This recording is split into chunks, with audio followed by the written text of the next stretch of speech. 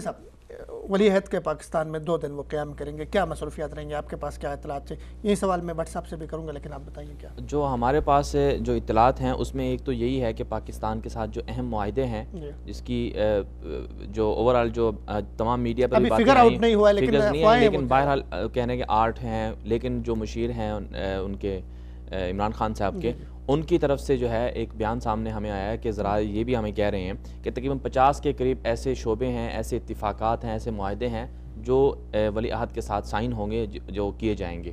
اور ان میں 3 طرح کے جو ہے بنیادی طور پر جو ہے وہ سارے کے سارے جو ہمارے سعودی عرب کے ساتھ جو تعلقات نئے ہو رہے ہیں یا معاہدے نئے ہو رہے ہیں ان کو ہم 3 حصوں میں تقسیم کر سکتے ہیں۔ ایک حصہ ہے سیکیورٹی اور دفاعی اعتبار سے، کہ سیکیورٹی اور دفاعی اعتبار سے ہم سعودی عرب کو کیا دے سکتے ہیں، سعودی عرب ہم سے کیا اسلحہ وغیرہ خرید سکتا ہے، کیا چیزیں ان کی کیا چیزیں پورا کر سکتا ہے، اور دونوں مل کر جوائنٹ اپنے طور پر کس طرح سے سیکیورٹی اور دفاعی معاملات کو آگے لے کے جا سکتے ہیں، اپنی سیکیورٹی کس طرح بہتر بنا۔ ایک تو یہ حصہ ہے۔ دوسرا حصہ ہے وہ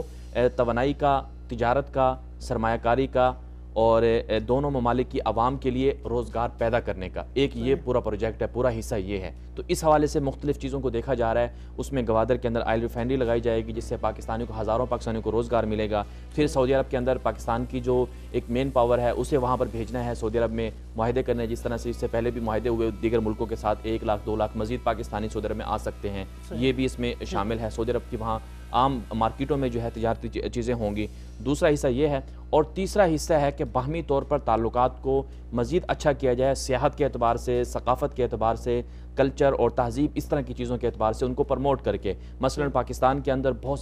زیادہ پوٹینشیل ہے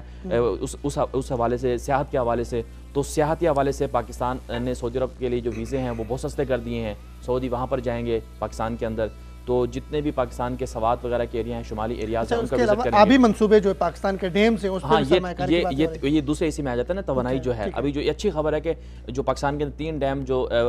چیف جسٹس نے اعلان کیا تھا ہم بنائیں گے ان کے لیے انہوں نے بیچاروں نے بڑی محنت کی، لیکن ان کے پاس اتنا فنڈ تو جمع نہیں ہوا نا، تو اس کے لیے ضروری ہے کہ ہمیں باہر سے انویسٹمنٹ ملے۔ اب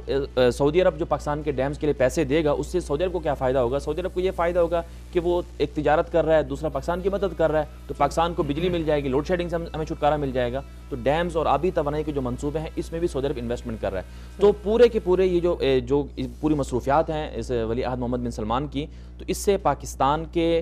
جو مستقبل ہے میں سمجھتا ہوں کہ بہت اچھا ہو جائے گا۔ چلے ٹھیک ہے۔